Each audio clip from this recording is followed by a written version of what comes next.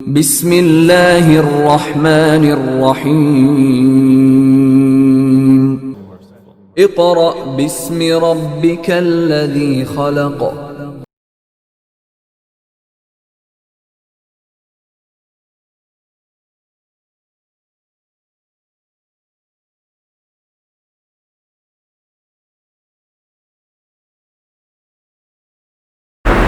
Dear parents and students, Assalamu alaikum.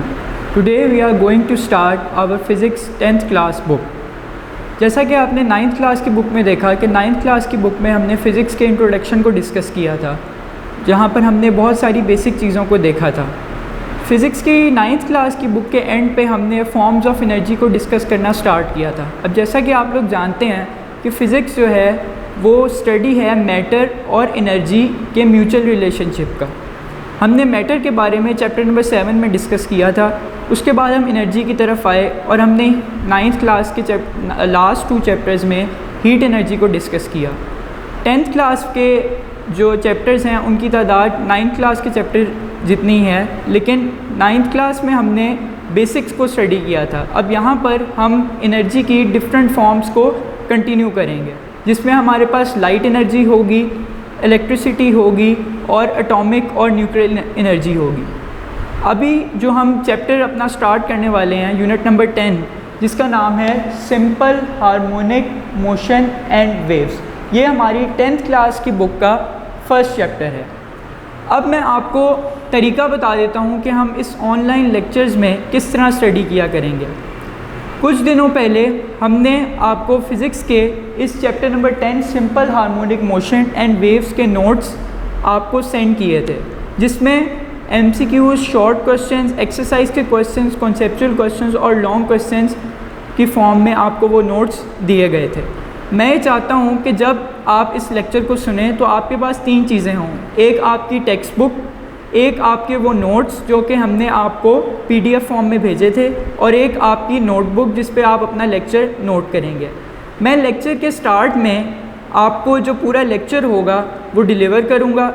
उस lecture के deliver करने के बाद मैं नोट्स और बुक्स की मदद से आपको रीडिंग करवाऊँगा। नोट्स का ये फ़ायदा होगा कि बुक में आपके पास हेडिंग्स नहीं बनी होंगी, और आपको पता है कि एग्ज़ाम में क्वेश्चन को, लॉन्ग क्वेश्चन को ख़ास तौर पर सॉल्व करने के लिए आपको अच्छी प्रेजेंटेशन देनी पड़ती है, जिसकी वजह से आपको हेडिंग्स बनानी पड़ती हैं।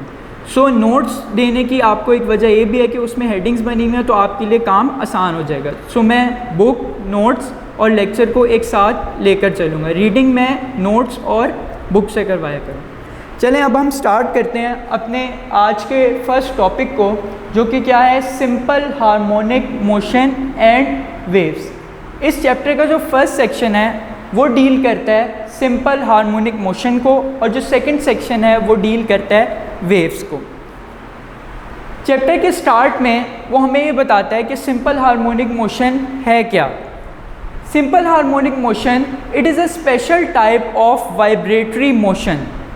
आपने 9th क्लास के चैप्टर नंबर 2 में टाइप्स ऑफ मोशन को डिस्कस किया है।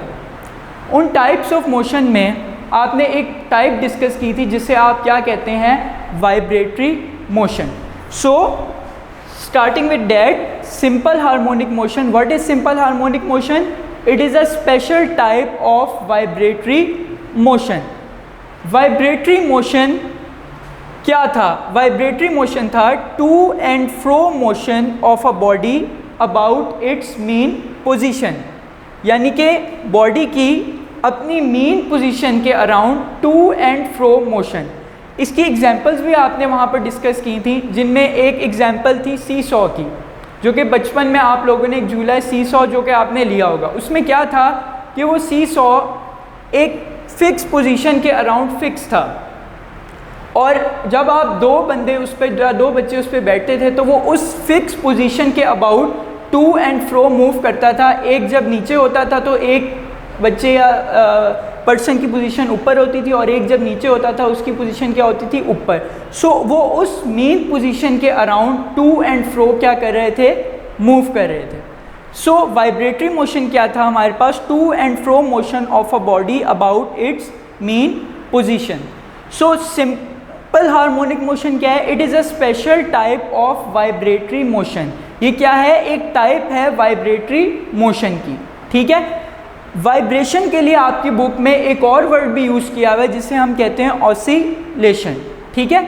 अब आपको एक इस चीज़ के वाइब्रेशन के मुतालिक आपको पता होगा कि वाइब्रेशन क्या होती है। अब इसकी मैं एक एग्जांपल देता हूँ कि आपका जो ईयर ड्रम है उसमें भी आपको पता है वाइब्रेशन होती है। जब साउंड, आपको साउंड क्यों सुनाई देती है, आपको साउंड इसलिए सुनाई देती है कि जब साउंड वेव्स, कोई भी पर्सन बोलता है तो साउंड वेव्स आकर आपके ईयर ड्रम के साथ टकराती हैं और वो क्या करता है, वो वाइब्रेट करता है about its main position to and fro, ठीक है। सो दिस इज़ वाइब्रेशन की, ये हमारे पास एक जनरल डेली लाइफ से एग्जाम्पल थी। अब अगर आप अपनी बुक की तरफ आएँ तो आपके चैप्टर के पेज नंबर 5 पे सिंपल हार्मोनिक मोशन की डेफिनेशन लिखी हुई है, ठीक है। अगर आप इसको देखें पेज नंबर 5 पर जो ब्लू बॉक्स में आपके पास सिंपल हार्मोनिक मोशन की डेफिनेशन है, वो क्या कहता है, सिंपल हार्मोनिक मोशन अकर्स, कब होता है simple harmonic motion, when the net force is directly proportional to the displacement. Net force क्या थी आपके पास, नेट फोर्स आप पढ़ के आए हैं Newton's first law of motion में कि net force is the resultant of all the forces acting on the body या sum of all the forces acting on the body.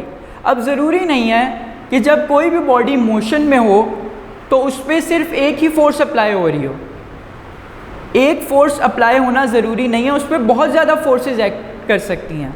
So net force क्या थी हमारे पास, नेट फोर्स थी resultant of all the forces या sum of all the forces acting on the body.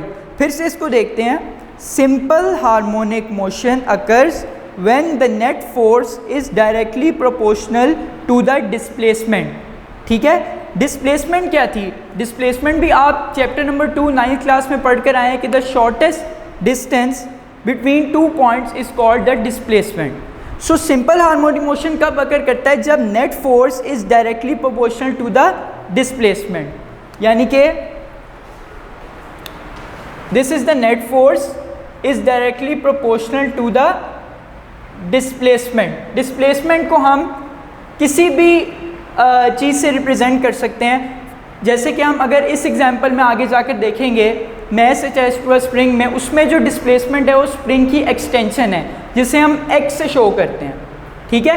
Different cases में हम displacement को different चीज़ों से शो करेंगे, लेकिन डिस्प्लेसमेंट का यूनिट क्या रहेगा, डिस्प्लेसमेंट का यूनिट क्या रहेगा, सेम रहेगा, विच इज़ मीटर। और आपको ये भी पता है कि जो डिस्प्लेसमेंट है वो एक वेक्टर क्वांटिटी है, इसका मतलब है डिस्प्लेसमेंट की कोई ना कोई डायरेक्शन भी होगी, मैग्नीट्यूड भी होगी और साथ में कोई ना कोई उसकी डायरेक्शन भी होगी। इसी तरह फोर्स भी क्या है, एक वेक्टर क्वांटिटी है, उसकी भी डिस्प्लेसमेंट होगी और कोई ना कोई डायरेक्शन होगी। So coming back towards the definition which is simple harmonic motion occurs when the net force is directly proportional to the displacement from the mean position, यानी कि वो जो डिस्प्लेसमेंट होगी वो कहाँ से होगी, फ्रॉम द मीन पोजीशन, यानी कि मीन पोजीशन की तरफ से। अब ये जो मैं डेफिनेशन पढ़ रहा हूँ इसकी अच्छी समझ आपको तब आएगी जब हम किसी एग्जाम्पल या किसी केस को डिस्कस करेंगे जो कि आगे जाकर हमने करना है। So net force is directly proportional to the displacement from the mean position and is always directed towards the mean position. अब उसने यहाँ वर्ड यूज़ किया इज ऑलवेज डायरेक्टेड।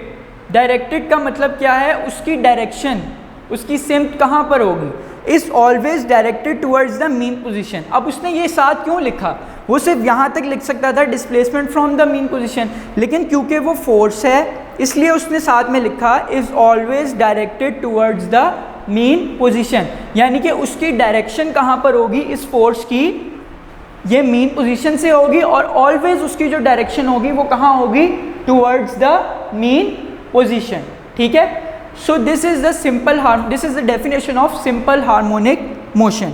इसकी अच्छी समझ आपको तब आएगी जब आप कोई केस डिस्कस करेंगे, ठीक है।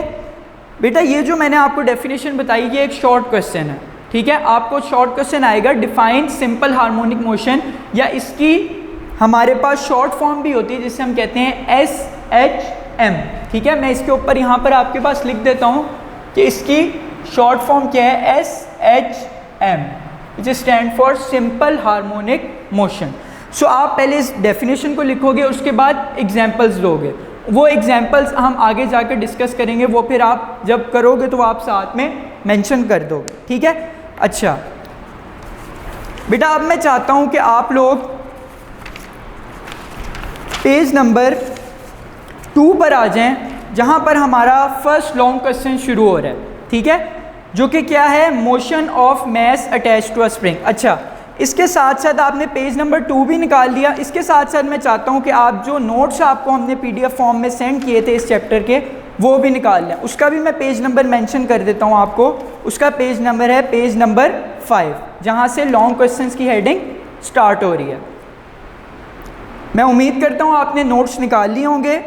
नोट्स के पेज नंबर 5 में लॉन्ग क्वेश्चंस की हेडिंग है, उसके नीचे क्वेश्चन लिखा हुआ है।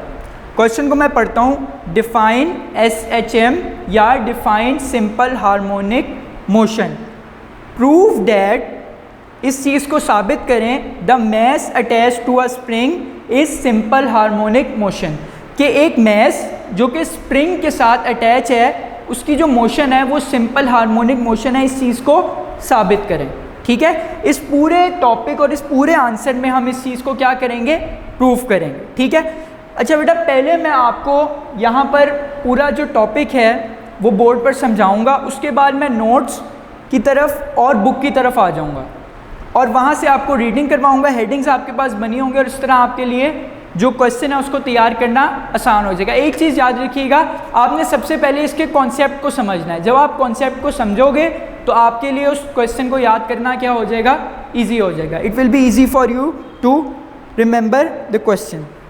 चलें, अब हम स्टार्ट करते हैं अपने टॉपिक से, motion of mass attach to a spring. Spring और मास के मोशन को हमने डिस्कस करना है। अब इसके लिए आपको पता है, जब भी हम फिज़िक्स में कोई ना कोई डेरिवेशन स्टार्ट करते हैं तो उसके लिए हम कोई सपोजिशन लेते हैं, ठीक है। सो यहाँ भी हम एक सपोजिशन लेंगे कि कंसीडर अ मास m, ये मेरे पास क्या है, एक ब्लॉक है, ये मेरे पास क्या है, एक ब्लॉक है जिसका मास क्या है, m, जिसको मैं m से शो कर रहा हूँ, ठीक है। Consider a block of mass m attach to a spring, ठीक है, जो कि किसके साथ अटैच है, एक स्प्रिंग के साथ। और ये जो टोटल सिस्टम है आपके पास मास और स्प्रिंग का, ये एक फिक्स सपोर्ट के साथ अटैच है, ठीक है। ये क्या है, एक फिक्स सपोर्ट के साथ अटैच हुई है। और ये जो फिक्स सपोर्ट की सरफेस है, हम ये सपोजिशन ले रहे हैं। आपने 9th क्लास में भी शायद ये सपोजिशन ली हो कि जब हम कोई सरफेस को डिस्कस करते हैं तो हम सरफेस को फ्रिक्शन लेस डिस्कस करते हैं, कि उसमें कोई फ्रिक्शन ना हो। फ्रिक्शन लेस बेसिकली जो हम फिज़िक्स में डेरिवेशन करते हैं वो हम आइडियल केस की करते हैं, ठीक है, रियल केस की नहीं करते। अगर आप इसको रियल केस लोगे तो रियल केस में ये जो सरफेस है इसमें फ्रिक्शन होगी, लेकिन हम जब डेरिवेशन करने लगते हैं तो हम आइडियल केस को डिस्कस करते हैं। उस आइडियल केस को डिस्कस करने के लिए हम इस सरफेस को क्या ले रहे हैं, फ्रिक्शन लेस ले रहे हैं। इसका मतलब है यहाँ फोर्स ऑफ फ्रिक्शन हम एज्यूम कर रहे हैं कि यहाँ पर कोई फोर्स ऑफ फ्रिक्शन एक्ट नहीं कर रही, ठीक है। सो दोबारा से मैं रिपीट करता हूँ कि एक मास है मेरे पास m, ब्लॉक है, उसको मैंने स्प्रिंग के साथ क्या किया हुआ है, अटैच किया हुआ है, और इस पूरे सिस्टम को मैंने एक फिक्स सपोर्ट के साथ क्या किया हुआ है, अटैच किया हुआ है। अच्छा बेटा, अब मैं थोड़ा सा पीछे आता हूँ। जब मैंने स्टार्ट लिया था तो मैंने आपको कहा था कि simple harmonic motion vibratory motion की टाइप है। और वाइब्रेटरी मोशन क्या है, to and fro motion of a body about its mean position, ठीक है, मीन पोजिशन। और सिंपल हार्मोनिक की मोशन की डेफिनेशन में भी हमने ये चीज़ डिस्कस की थी कि जो फोर्स की डायरेक्शन है वो मीन पोजीशन में होगी, मीन पोजीशन की तरफ होगी। तो अब हम इसमें ये देखेंगे कि हमारी मीन पोजीशन क्या है। मीन पोजीशन बेटा वो होती है जहाँ स्टार्ट में आपकी बॉडी पड़ी होती है रेस्ट पे, ठीक है, जब उसमें कोई मोशन नहीं है, जब वो रेस्ट में पड़ी हुई है। सो इस वक्त यहाँ पर हमारा जो ब्लॉक है या हमारा जो मास है वो इस ओ पोजीशन पे पड़ा हुआ है।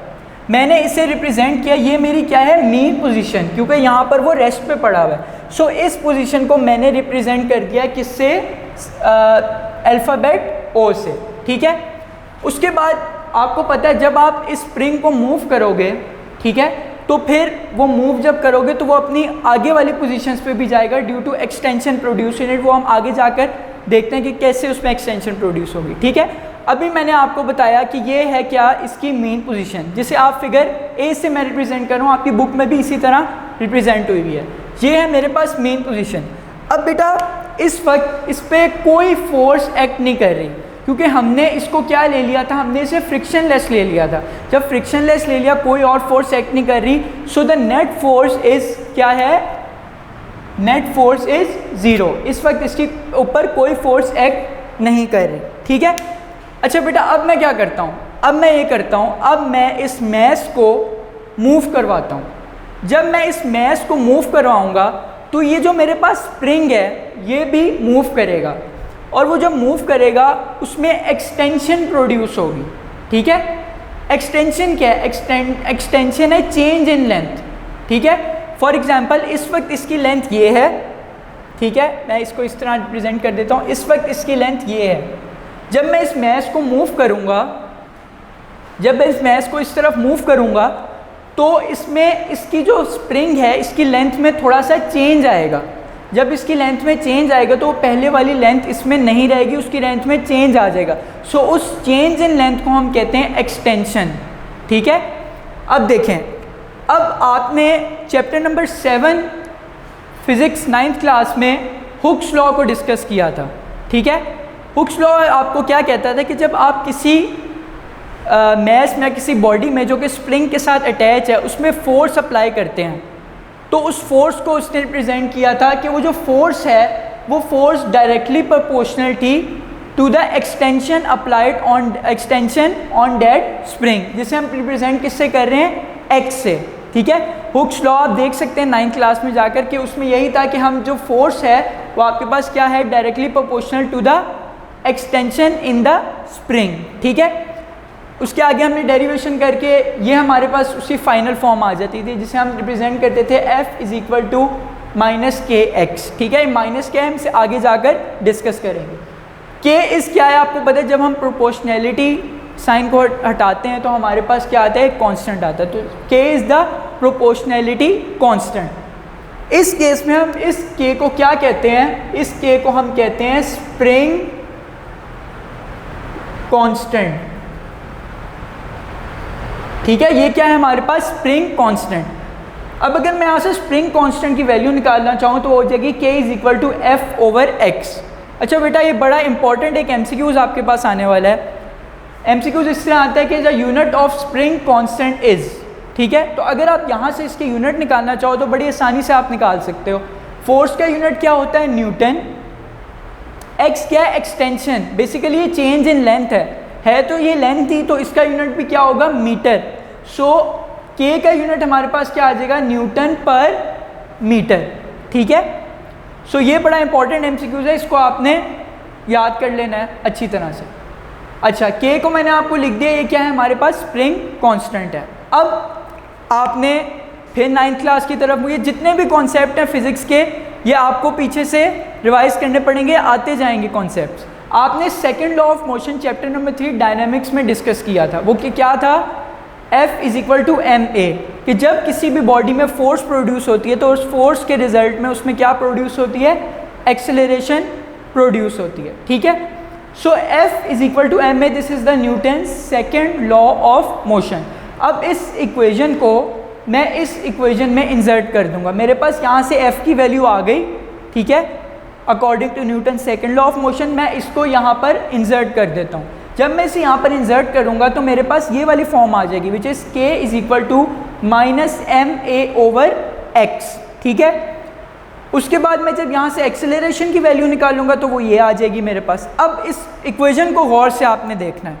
अगर मैं इस इक्वेशन को एनालिसिस करूँ इसका, तो मेरे पास इस इक्वेशन में जो है दो वेरिएबल्स आप मेरे पास इस इक्वेशन में आ गए हैं, ठीक है। अच्छा यहाँ पर थोड़ी सी मिस्टेक है, यहाँ पर आपके पास ऊपर जो है वो x आएगा और नीचे आपके पास क्या आएगा, m आएगा, ठीक है। क्योंकि a की जब आप वैल्यू निकालोगे x वहाँ जाकर मल्टीप्लाई हो जाएगा और m वहाँ जाकर क्या हो जाएगा, डिवाइड हो जाएगा, ठीक है। अब देखें अब अगर मैं इस इक्वेशन को एनालाइज करूं तो मेरे पास इस इक्वेशन में दो वेरिएबल्स हैं और दो कांस्टेंट्स हैं। आपको पता है कांस्टेंट्स क्या होते हैं, जिनकी वैल्यू चेंज नहीं होती, और वेरिएबल्स जिनकी वैल्यू क्या होती रहती है, चेंज होती रहती है। इस इक्वेशन में मेरे पास दो कांस्टेंट्स हैं। पहले कांस्टेंट की तरफ आते हैं। एक के, अगर मैं एक स्प्रिंग पूरे सिस्टम में यूज़ कर रहा हूँ तो उस स्प्रिंग कांस्टेंट की value through out the system same रहेगी। अगर मैं उसमें एक्सटेंशन प्रोड्यूस करता हूँ या कोई भी और चीज़ करता हूँ तो उसके स्प्रिंग कांस्टेंट में कोई चेंज नहीं आएगी, वो एक स्प्रिंग कांस्टेंट की एक फिक्स वैल्यू होगी। ठीक है, जैसे कि आपने थर्मल कंडक्टिविटी देखा था 9th क्लास के लास्ट चैप्टर में, जिसमें थर्मल कंडक्टिविटी डिफरेंट मटेरियल्स की दी हुई थी जो कि सेम होती है। हर जो आपका मटेरियल होता है उसकी अपनी थर्मल कंडक्टिविटी, इसी तरह हर स्प्रिंग की अपनी के वैल्यू होती है। सो के इसमें कांस्टेंट आ गया। दूसरा कांस्टेंट क्या है आपके पास, मैस। अब ये नहीं होगा कि मैं इसमें एक्सटेंशन जब मैस में प्रोड्यूस करूँगा तो अगर मैस था मेरे पास 4 किलोग्राम, तो जब मैं इसमें एक्सटेंशन प्रोड्यूस करूँ तो वो हो जाए 6 किलोग्राम। ये चीज़ पॉसिबल नहीं है। मैस भी थ्रू आउट क्या रहेगा, सेम रहेगा। सो मैस भी इस इक्वेशन में आपके पास क्या है, कांस्टेंट है। अब अगर आप इन दोनों को हटा दो और प्रोपोर्शनैलिटी कांस्टेंट लाओ तो दो वेरिएबल्स बचते हैं, एक एक्सेलरेशन और एक एक्सटेंशन। एक्सेलरेशन किस तरह वेरिएबल, बेटा न्यूटन सेकंड लॉ कहता है कि फोर्स अगर बॉडी में प्रोड्यूस होती है तो उसके रिजल्ट में एक्सेलरेशन प्रोड्यूस होती है। जितनी ज़्यादा आपके पास फोर्स प्रोड्यूस होगी उतना ज़्यादा क्या होगा, एक्सेलरेशन प्रोड्यूस होगा। सो एक्सेलरेशन किस पे डिपेंड करी है, फोर्स पे। सो ये वेरिएबल होगा, जितनी ज़्यादा फोर्स उतनी ज़्यादा एक्सेलरेशन। इसी तरह एक्सटेंशन भी, आप जितना चाहो इसको एक्सटेंड कर लो। ठीक है, सो एक्सटेंशन भी क्या होगी, वेरिएबल होगी, यानी कि एक्सटेंशन भी थ्रू आउट क्या होती रहेगी, चेंज होती रहेगी। अगर इस इक्वेशन को एनालाइज करूँ तो एक्सेलरेशन इज़ डायरेक्टली प्रोपोर्शनल किसके है, डिस्प्लेसमेंट के। ठीक है, एक्सेलरेशन किसके डायरेक्टली प्रोपोर्शनल, डिस्प्लेसमेंट के। और जो सिंपल हार्मोनिक मोशन की डेफिनेशन थी उसमें हमारे पास क्या था, force is directly proportional to the displacement. अब आपको पता है जो फोर्स की डायरेक्शन होती है वही आपके पास एक्सेलरेशन की डायरेक्शन होती है। सो इन इक्वेशंस को अगर आप देखें तो जो एनालाइज करें तो फोर्स और एक्सेलरेशन दोनों इसमें आ रहे हैं। जो फोर्स की डायरेक्शन होगी वही आपके पास क्या होगी, एक्सेलरेशन की डायरेक्शन होगी। ठीक है, अब मैं चाहता हूं कि आप ज़रा बुक रीडिंग की तरफ आ जाएं थोड़ा सा, फिर हम इस केस को भी स्टडी करते हैं। बेटा बुक का पेज नंबर 2 आर्टिकल 10.1 की फर्स्ट हेडिंग है motion of mass attach to a spring. इसको मैं रीड करने लगा हूँ, मेरे साथ साथ इसको देखिएगा। One of the simplest types of oscillatory या वाइब्रेटरी, एक ही बात है, मैंने वहाँ लिखा हुआ है। Motion is that of horizontal mass spring system, आगे लिखा हुआ है फिगर 10.1। आप फिगर 10.1 को देख सकते हो, मैंने भी यहाँ ड्रॉ की हुई है, नोट्स में भी आपके पास है। ठीक है,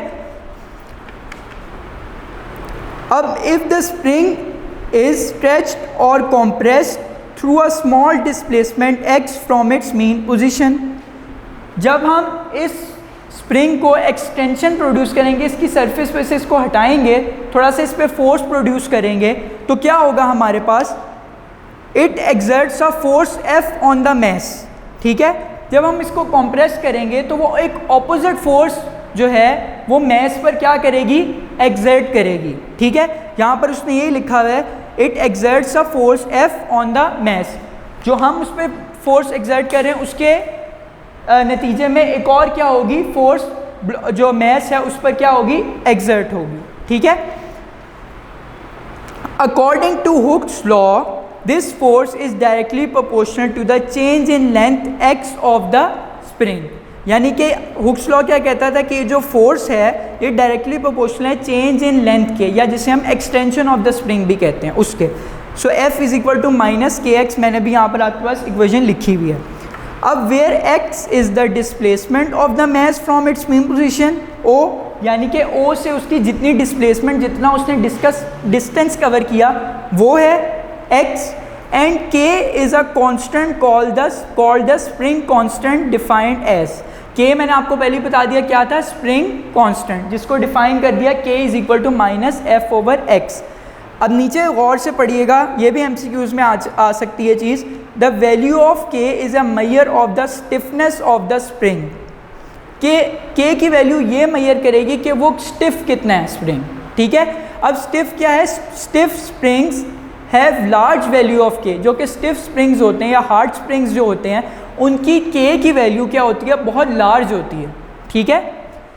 and soft springs have small value of के, ठीक है। और जो कि सॉफ्ट स्प्रिंग्स हैं हमारे पास, उनकी क्या है, वैल्यूज ऑफ के क्या है, स्मॉल होती है। अब नीचे वही डेरिवेशन है, इसे मैं ज़रा जल्दी कवर करूंगा। As F is equal to M a, therefore k is equal to minus m a over x, एक मैंने आपके पास लिखा हुआ है। Acceleration is equal to minus k over m into x, और एक्सेलरेशन यहाँ पर शायद कुछ बुक्स में साइन अंडर रूट का लिखा हुआ हो, लेकिन इसको काट लीजिएगा, इसकी बजाय साइन जो है वो डायरेक्टली प्रोपोर्शनल का यूज़ होगा। So a is directly proportional to minus x. अब आगे देखें, it means that the mass attached to a spring is directly proportional to its displacement from the mean position। यानी कि जो आपके पास ये जो एक्सेलरेशन है, उसकी जो एक्सेलरेशन है वो डायरेक्टली प्रोपोर्शनल होगी किसके, डिस्प्लेसमेंट के, फ्रॉम द मीन पोजीशन, क्योंकि हम क्या कर रहे हैं, हम मीन पोजीशन की तरफ से उसको लेकर जा रहे हैं। सो ये क्या होगा, फ्रॉम द मीन पोजीशन, इसलिए उसने लिखा है from the mean position. Hence the horizontal mass motion of a mass spring system is an example of simple harmonic motion। ठीक है जी। अच्छा बेटा, अब हम इस केस को डिस्कस करना स्टार्ट करेंगे। अब होगा क्या, स्टार्टिंग में जब मैं इस मैस को एक्सटेंड करूँगा, इस मैस पे फोर्स लगाऊंगा और इसको इस तरफ लेकर आऊँगा, इस तरफ खींचूंगा, तो फिर क्या होगा, ये मैस क्या करेगा, दोबारा अपनी मीन पोजीशन पे जाने की क्या करेगा, कोशिश करेगा, ठीक है। अब वो जाने की कोशिश क्यों करेगा, वो कॉन्सेप्ट हम लेते हैं। अब ये इनिशियली जब वो रेस्ट पर था, यहाँ पर मैंने क्या किया, उसको पोजीशन ए की तरफ लेकर आया। A is the extreme position, a क्या है हमारे पास, एक्सट्रीम पोजीशन। ओ क्या थी हमारे पास, मीन पोजीशन, और ए क्या है हमारे पास, एक्सट्रीम पोजीशन। एक्सट्रीम का मतलब है सबसे ज़्यादा हद तक, जहाँ तक हम उसको लेकर जा सकते हैं, ठीक है। सो हमने क्या किया, हम उसे ए तक लेकर आए। जैसे ही हम उसे ए पर लेकर आए तो हुआ क्या, और ए पर लाकर हमने उसे जब छोड़ा तो मैस ने क्या किया, मैस दोबारा अपनी मीन पोजीशन की तरफ गया, ठीक है। मैं फिर से रिपीट करता हूँ, जब मैं उसको पोजीशन ए की तरफ लेकर गया और मैंने उसे छोड़ा तो दोबारा कहाँ गया, अपनी मीन पोजीशन की तरफ गया, ठीक है। अब बेटा यहाँ पर दो चीज़ें आपको जो हैं वो देखने वाली हैं। ये अपनी मीन पोजीशन ओ की तरफ क्यों गया, ये अपनी मीन पोजीशन ओ की तरफ गया रिस्टोरिंग फोर्स की वजह से, जिसने उसको क्या कर दिया, दोबारा रिस्टोर कर दिया अपनी मीन पोजीशन की तरफ, ठीक है। अब हुआ क्या, मैंने उसको जो है इस तरफ फोर्स अप्लाई की, इस तरफ मूव किया, और हुआ क्या, जब मैंने उसे छोड़ा तो रिएक्शन फोर्स मैस पर भी अप्लाई हुई, उस ब्लॉक पर भी रिएक्शन फोर्स अप्लाई हुई, जिसकी वजह से, और वो जो फोर्स उसके ऊपर अप्लाई हुई वो थी रिस्टोरिंग फोर्स, जो कि जब मैंने इस पर फोर्स लगाई तो ऑपोजिट स्प्रिंग ने क्या किया, उस पर भी फोर्स लगाई, ठीक है। वो फोर्स लगाई रिस्टोरिंग, उस फोर्स को हम क्या कह रहे हैं, रिस्टोरिंग फोर्स। वो रिस्टोरिंग फोर्स ये चाहती है कि आप इधर ना हो, आप दोबारा अपनी मीन पोजीशन की तरफ आओ। सो ये जो मैंने फोर्स यहाँ पर रिप्रेजेंट किया, ये बेसिकली रिस्टोरिंग फोर्स की डायरेक्शन है, जिसने क्या किया, जिसने मजबूर किया इस मैस को कि वो दोबारा किस तरफ जाए। इसकी डायरेक्शन अगर आप गौर से देखो तो वो किधर है, टुवर्ड्स द मीन पोजीशन ओ। तो जब मैं इसे यहाँ पर लेकर आया तो वो दोबारा किधर गया, अपनी मीन पोजीशन ओ की तरफ, ड्यू टू रिस्टोरिंग फोर्स। अब रिस्टोरिंग फोर्स क्या है, इसको आप अपनी बुक में से देख लें। पेज नंबर 3 को अगर आप खोलें तो मैंने आपको बताया था कि नेगेटिव साइन को मैं आपको बताऊंगा कि नेगेटिव साइन क्या रिप्रेजेंट करता है। अब वो कह रहा है, the negative sign in equation 10.1 means that the force exerted by the spring is always directed opposite to the displacement of the mass। फिर से मैं पढ़ता हूँ, negative sign means that the force exerted by the spring, कि जो force spring ने exert की थी is always directed to the displacement of the mass, opposite to the displacement of the mass। अब डिस्प्लेसमेंट किधर थी मैस की, mess को मैंने इस तरफ मूव किया था। सो डिस्प्लेसमेंट को अगर आप देखो, इसको हम रेस कर देते हैं ताकि आपको इजीली समझ आ जाए। ये थी हमारे पास डिस्प्लेसमेंट की डायरेक्शन, ठीक है। डिस्प्लेसमेंट की डायरेक्शन अगर आप देखो तो फ्रॉम लेफ़्ट टू राइट है आपके पास। अब मैंने जब इसको इस तरफ मूव किया तो वो जो रिस्टोरिंग फोर्स थी या जो ऑपोजिट फोर्स थी जो कि स्प्रिंग ने एक्सर्ट की थी, वो किस तरफ थी, फ्रॉम राइट टू लेफ्ट, यानी कि उस डिस्प्लेसमेंट की क्या थी, ऑपोजिट थी। ठीक है। सो अगर आपने फिज़िक्स में ये चीज़ आप पढ़ चुके हो कि फिज़िक्स में जो नेगेटिव साइन होता है वो रिप्रेजेंट करता है डायरेक्शन को या ऑपोजिट डायरेक्शन को। इसके लिए मैं अगर आपको पीछे लेकर जाऊँ, आपने law of conservation of momentum में पढ़ा था बुलेट और गन की एग्जांपल। ठीक है। उसमें भी जो एंड पे हमने वेलोसिटी ऑफ बुलेट निकाली थी, अगर आप देखो जाकर वहाँ, तो वो नेगेटिव साइन के साथ थी। वो नेगेटिव साइन क्या शो कर रहा था, वो नेगेटिव साइन ये शो कर रहा था कि वेलोसिटी ऑफ द गन और वेलोसिटी ऑफ द बुलेट, क्योंकि वेलोसिटी वेक्टर क्वांटिटी है, उन दोनों की डायरेक्शन क्या थी, ऑपोजिट थी। जब बुलेट निकलती थी गन में से तो वो सीधी इस तरफ जाती थी और गन क्या होती थी, पीछे की तरफ आती थी। दोनों की वेलोसिटी की डायरेक्शन क्या थी, ऑपोजिट। इसलिए वहाँ क्या आ रहा था, नेगेटिव साइन। इसलिए यहाँ भी क्या आ रहा है, नेगेटिव साइन, क्योंकि अब एक्सेलरेशन यहाँ क्यों आ रहा है, क्योंकि जो फोर्स की डायरेक्शन वही आपके पास क्या, एक्सेलरेशन की डायरेक्शन, जहाँ फोर्स वहाँ एक्सेलरेशन। ठीक है। तो जो फोर्स के जो आपकी डिस्प्लेसमेंट थी एक्स, उसकी डायरेक्शन इधर थी, लेकिन रिस्टोरिंग फोर्स ने क्या किया, जो कि स्प्रिंग पे एक्सर्ट कर रही थी, उसकी डायरेक्शन ऑपोजिट थी। और वो रिस्टोरिंग फोर्स ये चाह रही थी कि मैच दोबारा अपनी किस पर आए, मेन पोजीशन की तरफ आए। ठीक है। So because the spring force always act towards the main position, its is sometimes called a restoring force. So वो कह रहा है, अगर आप देखो तो ये इसकी एग्जैक्ट पोजीशन थी। ठीक है। अब स्प्रिंग, वो जो रिस्टोरिंग फोर्स इसे क्यों कह रहे हैं, क्योंकि वो दोबारा उसे उसकी पोजीशन में क्या कर रही है, रिस्टोर कर रही है, दोबारा उसको उसकी एग्जैक्ट पोजीशन में ला रही है जहां वो पहले थी। इसलिए इसको क्या कह रहे हैं, रिस्टोरिंग फोर्स कह रहे हैं। ठीक है।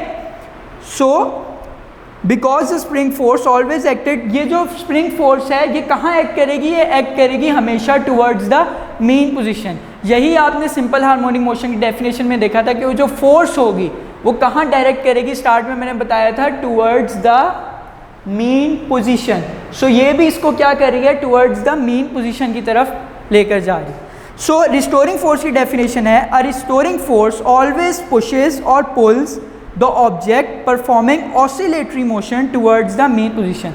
यानी कि अगर कोई भी object oscillatory vibratory motion perform कर रहा है तो ये रिस्टोरिंग फोर्स क्या करेगी, अगर हम इसमें डिस्प्लेसमेंट प्रोड्यूस करते हैं तो वो रिस्टोरिंग फोर्स क्या करेगी, वो दोबारा उसे उसकी मेन पोजीशन की तरफ लेकर जाएगी। ठीक है।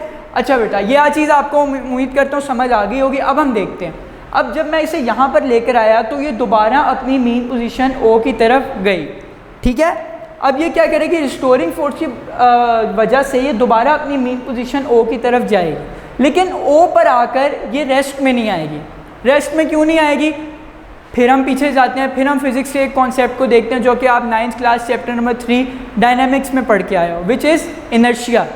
इनर्शिया क्या था, inertia is a property of a body, जो ऐसी प्रॉपर्टी थी जो रेजिस्ट करती थी उस बॉडी को कि वो रेस्ट और या अपने रेस्ट की कंडीशन या अपने मोशन की कंडीशन को क्या करे, कंटिन्यू ना करे। अगर आप 9th क्लास की वहाँ चैप्टर नंबर 3 की बुक में जाकर देखो तो आप डेफिनेशन देखोगे तो आपको समझ आएगी कि वो एक ऐसी प्रॉपर्टी है जो कि रेजिस्ट करती है बॉडी को कि वो अपनी मोशन को कंटिन्यू या अपने रेस्ट को कंटिन्यू ना कर सके। ठीक है। और आपने ये भी पढ़ा था कि इनर्शिया, बड़ा इंपॉर्टेंट एमसीक्यूज भी था कि इनर्शिया किस पर डिपेंड करता है, इनर्शिया डिपेंड करता है बॉडी के मैस पे।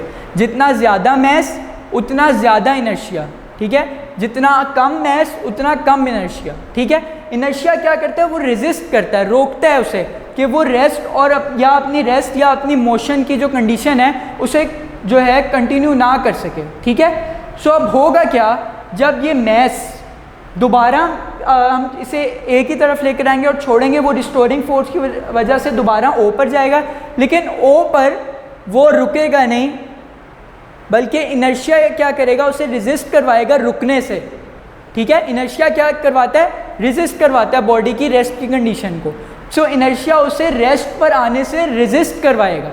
सो ड्यू टू इनर्शिया क्या होगा, वो ओ से अपनी मोशन को कंटिन्यू करेगा और टूवर्ड्स कहाँ जाएगा, बी की तरफ जाएगा। ठीक है। ये जो मैंने पोजीशन रिप्रेजेंट की है ये भी आपके पास क्या है, एक्सट्रीम पोजीशन बी। सो ओ पर जब वो गया तो इनर्शिया की वजह से वो दोबारा कहाँ पर मूव किया, टूवर्ड्स द पोजीशन बी। ठीक है। अब इनर्शिया की वजह से वो बी की तरफ मूव किया था, अब फिर क्या होगा, आपने पढ़ा है कि जो restoring force simple harmonic motion में एक्ट करती है वो तो चाहती है ये हमेशा कि जो बॉडी है वो मेन पोजीशन की तरफ आ जाए, ठीक है। सो दोबारा वही होगा रिपीट, जैसे ए की बारी हुआ था कि जब हम उसको बी की तरफ when the mass move towards the B it will come back towards the main position O due to the restoring force, क्योंकि रिस्टोरिंग फोर्स ये चाहती है कि वो दोबारा अपनी मेन पोजीशन में आ जाए। सो होगा क्या, जब वो, मैं दोबारा से सिस्टम पूरा रिपीट करता हूँ, मेरे पास इनिशियली मास रेस्ट में था, एक स्प्रिंग के साथ मैंने ब्लॉक को अटैच किया हुआ था, अब मैंने उसमें एक्सटेंशन डिस्प्लेसमेंट को प्रोड्यूस किया, उस डिस्प्लेसमेंट से क्या हुआ, स्प्रिंग पे एक फोर्स एक्सर्ट हुई जिसे हम कहते हैं रिस्टोरिंग फोर्स। वो रिस्टोरिंग फोर्स ने कहा नहीं जी आप दोबारा मेन पोजीशन ओ की तरफ आओ, ठीक है। सो वो क्या कि दोबारा मेन पोजीशन ओ की तरफ आई, लेकिन फिर एक और कॉन्सेप्ट आ गया, उसने कहा नहीं मैं भी इसमें आऊँगा। उसने कहा इनर्शिया ने कहा तुम रेस्ट पर नहीं आओगे, बल्कि उसने उस रेस्ट की कंडीशन को भी रेजिस्ट किया और वो उसकी वजह से कहाँ गया, दोबारा पोजीशन बी की तरफ गया। बी पोजीशन में फिर आपके पास क्या आ गया, आपके पास रिस्टोरिंग फोर्स आ गई और रिस्टोरिंग फोर्स के आने से फिर वो ओ की तरफ मूव किया। सो ये टू एंड फ्रो मोशन क्या होता रहेगा, बॉडी का चलता रहेगा जब तक वो ओवरऑल क्या होती है, रेस्ट पर नहीं आ जाती, ठीक है। सो मैं उम्मीद करता हूँ आपको ये सारा सिस्टम समझ आ गया होगा। अब मैं बुक की तरफ जाता हूँ और बुक की तरफ जाने के बजाय मैं अब नोट्स की तरफ आना प्रेफर करूँगा, क्योंकि अब आपने इस क्वेश्चन को हेडिंग्स के साथ सॉल्व करना है। अगर अब आप देखें नोट्स में, आप पेज नंबर 5 निकाल लें। बेटा जिस तरह मैंने यहाँ पर हेडिंग्स बनाई हुई आपने इसे इसी तरह याद कर लेना है। अब यहाँ तक मैंने पढ़ दिया है, जो आपके पास सिंपल हार्मोनिक मोशन और motion of mass attach to a spring, यहाँ तक मैंने सारा आपकी चीज़ क्लियर हो चुकी है। अब मैं आता हूँ एट मेन पोजीशन ओ, ये पहली हेडिंग है आपकी, ये तीसरी हेडिंग आ गई इस क्वेश्चन की आपकी, ठीक है। अब देखें मैं पढ़ना स्टार्ट करता हूँ। Initially the mass m is at rest in position O and the resultant force on the mass is 0। Initially क्या था, सिस्टम मेन पोजीशन O की तरफ था, ठीक है, और उस पर नेट फोर्स क्या थी, ऊपर आप देख सकते हो नेट फोर्स उस पर क्या है, 0, ठीक है, यही वो यहाँ पर कह रहा है। Suppose the mass is pulled through a distance x up to extreme position A and then released, ठीक है। अब क्या कर रहे हैं हम, अब हम मैस को क्या कर रहे हैं, पुल कर रहे हैं टुवर्ड्स द एक्सट्रीम पोजीशन ए, ठीक है, और उस एक्सट्रीम पोजीशन ए पर करने की वजह से क्या हो रही है, उसमें एक्सटेंशन प्रोड्यूस हो रही है, ठीक है। The restoring force exerted by the spring on the mass will pull it towards the main position O. अब जैसे कि मैंने आपको पहले बताया था कि जब हम उसको एक्सटेंशन उसमें प्रोड्यूस करेंगे और जब वो ए एक्सट्रीम पोजीशन की तरफ आएगी तो रिस्टोरिंग फोर्स की वजह से वो दोबारा कहाँ जाएगी, अपनी मेन पोजीशन ओ की तरफ, यही वो इसमें बता रहा है। The magnitude of the restoring force decreases with the distance from the main position and become 0 at O. अब यहाँ पर एक चीज़ देखने वाली है कि जब हम इसको फुली एक्सटेंड कर देंगे टुवर्ड्स द एक्सट्रीम पोजीशन ए, जब हम इसको ए की तरफ एक्सटेंड कर देंगे तो जो मैग्नीट्यूड है रिस्टोरिंग फोर्स की वो इस पॉइंट पर आकर सबसे हाई हो जाएगी। इस पॉइंट पर आकर क्यों सबसे हाई हो जाएगी, इसलिए क्योंकि इस पॉइंट पर आकर सबसे ज़्यादा एक्सटेंशन इसमें प्रोड्यूस हो चुकी है और रिस्टोरिंग फोर्स की हद हो चुकी है, उस चाह रही है कि वो दोबारा मेन पोजीशन ओ की तरफ आए। तो इस पोजीशन पे रिस्टोरिंग फोर्स की जो मैग्नीट्यूड है वो मैक्सिमम हो चुकी है। अब जैसे ही हम इसे छोड़ेंगे और दोबारा अपनी मेन पोजीशन ओ की तरफ जाएगा मैस, तो होगा क्या, जो रिस्टोरिंग फोर्स है उसकी मैग्नीट्यूड कम होती जाएगी और एट द एंड जब वो मेन पोजीशन ओ की तरफ आएगा तो उसकी मैग्नीट्यूड क्या हो जाएगी, 0 हो जाएगी। फॉर एग्जांपल अगर यहाँ मैं इसे लाया था तो फॉर एग्जांपल इस पर रिस्टोरिंग फोर्स है 5 न्यूटन, ठीक है। सो जैसे वो मूव करता जाएगा, छोड़ूंगा मूव करता जाएगा, दोबारा जब वो ओ पर आएगा तो 4 3 2 1 और एंड पर आकर उसकी जो मैग्नीट्यूड है रिस्टोरिंग फोर्स की क्या हो जाएगी, 0 न्यूटन, ठीक है जी। अब नेक्स्ट देखें, however the mass gains speed as it moves towards the mean position and its speed becomes maximum at O. Due to the inertia, the mass does not stop at the mean position O but continues its motion and reaches the extreme position B. यहाँ पर अब वो क्या कह रहा है कि वो ओ पर आकर, जैसे मैंने पहले डिस्कशन में आपको बता दिया जब टॉपिक में समझा रहा था, कि जब वो ओ पर दोबारा वापस आएगी तो वो ओ पर रुकेगी नहीं। एक और कॉन्सेप्ट आएगा वहाँ, इनर्शिया। इनर्शिया उसे क्या करेगा, इनर्शिया उसे रेजिस्ट करवाएगा कि वो रेस्ट पर ना आए, बल्कि अपने मोशन को क्या करे, कंटिन्यू करे towards the extreme position B. यही वो यहाँ पर कह रहा है कि due to inertia the mass does not stop at the mean position O but continues its motion and reaches the extreme position B. यानी कि वो नहीं रुकेगा यहाँ, इनर्शिया की वजह से वो आगे एक्सट्रीम पोजीशन बी की तरफ मूव करेगा। नेक्स्ट देखें, डायग्राम के बारे में मैंने आपको बताता चलूँ कि जो डायग्राम है उसमें आपने फोर्स की जो डायरेक्शन है उन्हें बड़े ध्यान से मेंशन करना है। जो आप पेपर में भी अटैम्प्ट कर रहे होंगे, बच्चे अक्सर गलती करते हैं कि वो फोर्स की जो डायरेक्शन होती है उसको सही तरह से रिप्रेजेंट नहीं करते। फोर्स एक वेक्टर क्वांटिटी है, इसलिए हमने फोर्स की डायरेक्शन को मेंशन करना है, ठीक है। जैसे यहाँ की हुई और बुक में भी आपके पास की हुई, उसी तरह आपने बिल्कुल सेम डायग्राम बनानी है। चलें नेक्स्ट अब देखते हैं at extreme positions as the, ये इस वक्त मैं नोट्स के चैप्टर नंबर 6 पेज नंबर 6 पर हूँ। As the mass moves from the mean position O to the extreme position B the restoring force acting on it towards the mean position steadily increases in strength.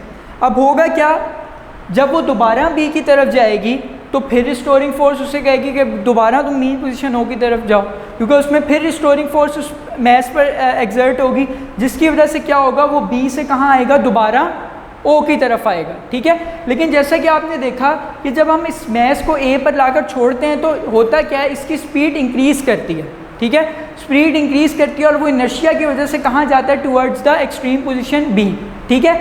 Extreme position B पर जाकर उसकी जो speed है वो क्या हो जाती है, कम हो जाती है, और रिस्टोरिंग फोर्स उस पर एक्ट दोबारा से करना शुरू कर देती है, क्योंकि उससे उसे दोबारा कहाँ लाना है, मीन पोजीशन ओ की तरफ। सो होगा क्या, जब वो बी की तरफ जाएगी तो दोबारा रिस्टोरिंग फोर्स की वजह से वो कहाँ आ जाएगी, towards the mean position O, ठीक है। सो ये टू एंड फ्रो मोशन जो है वो कंटिन्यू होता रहेगा, जिसे हम क्या कहते हैं, वाइब्रेटरी या ऑसिलेटरी मोशन। लेकिन ये ओवरऑल हमारे पास क्या है, सिंपल हार्मोनिक मोशन। क्यों, क्योंकि इसमें जो हम डिस्प्लेसमेंट प्रोड्यूस कर रहे हैं उसकी जो डायरेक्शन है ऑपोजिट है उस रिस्टोरिंग फोर्स के, ठीक है, जैसा कि हमने यहाँ पर डेरिवेशंस में देखा भी है। As the mass moves from the mean position O to the extreme position B the restoring force acting on it towards the mean position steadily increases in strength, hence the speed of the mass decreases as it moves towards the extreme position B। जैसा कि मैंने आपको बताया, जो B की तरफ जाएगा तो उसकी स्पीड कम हो जाएगी। The mass finally comes briefly to rest at the extreme position B। Ultimately the mass returns to the mean position due to the restoring force, ठीक है। अल्टीमेटली क्या होगा, वो कह रहा है यहाँ पर रेस्ट पर आ जाएगा, लेकिन पूरी तरह से यहाँ पर रेस्ट पर नहीं आएगा, क्योंकि उस पर रिस्टोरिंग फोर्स एक्ट कर रही होगी। वो उस रिस्टोरिंग फोर्स की वजह से कहाँ जाएगा, दोबारा मीन पोजीशन ओ की तरफ जाएगा। यही वो चीज़ कह रहा है, मैं दोबारा रीड करता हूँ। Ultimately the mass returns to the mean position due to the restoring force. This process is repeated and the mass continues to oscillate back and forth about the mean position O, ठीक है। यही जो सारा आपके पास system था, यही हो रहा है कि दोबारा वो अपनी बैक एंड फोर्थ मूव कर रहा है, टू एंड फ्रो मूव कर रहा है अपनी मीन पोजीशन के अराउंड। सो यही आपके पास क्या था, वाइब्रेटरी मोशन, और उसी वाइब्रेटरी मोशन की एक स्पेशल टाइप है, या वो आपके पास क्या है, सिंपल हार्मोनिक मोशन। अब लास्ट हेडिंग है, इस लास्ट हेडिंग को मैं अभी आपको एक्सप्लेन नहीं करूँगा, ये टाइम पीरियड से मुतल्लिक है। टाइम पीरियड हम आगे जाकर इस चैप्टर में डिस्कस करेंगे वो क्या होता है, ठीक है। जब उसको हम डिस्कस कर लेंगे तब मैं आपको ये चीज़ समझाऊंगा, लेकिन जब आप ओवरऑल चैप्टर को कंप्लीट कर लेंगे तो जब क्वेश्चन लिखेंगे पेपर में तो आपने टाइम पीरियड की हेडिंग भी डालकर टाइम पीरियड का फार्मूला भी उसमें लिखना है, ठीक है। टाइम पीरियड जब वो टॉपिक आएगा तो मैं उसके साथ आपको ये चीज़ एक्सप्लेन कर दूँगा। अच्छा बेटा, ये सारा जो क्वेश्चन है ये आपने इसी तरह अटैम्प्ट करना है जैसा कि मैंने आपको नोट्स में बताया हुआ है। पेज नंबर 5 और 6 में हेडिंग्स बनी हुई हैं, इसी तरह हेडिंग्स के साथ आपने इसे क्या कर लेना है, प्रिपेयर कर लेना है, ठीक है। सो आज के लिए हमारा टॉपिक इतना ही। अगर आपको इसमें कोई इशू या कोई भी प्रॉब्लम हो तो आपने क्या करना है, आपने कोई मैसेज या टेक्स्ट मैसेज या वॉइस मैसेज, जो आपके पास स्कूल का नंबर आपको दिया हुआ है उस पर वॉइस मैसेज कर दें या टेक्स्ट मैसेज कर दें या पिक लेकर सेंड कर दें। जब आप सेंड करेंगे तो हम देख लेंगे और जो भी उसमें क्यूरीज़ होंगी या जो भी हमने आपको आंसर करना होगा वो आंसर या उसके थ्रू आपको भेज देंगे, या जो नेक्स्ट लेक्चर मैं स्टार्ट करूँगा उसके स्टार्ट में मैं उन क्वेश्चंस को आंसर कर दूँगा, ठीक है। सो आज का हमारा टॉपिक इतना ही, मेरी तरफ से अल्लाह हाफिज़, थैंक यू सो मच।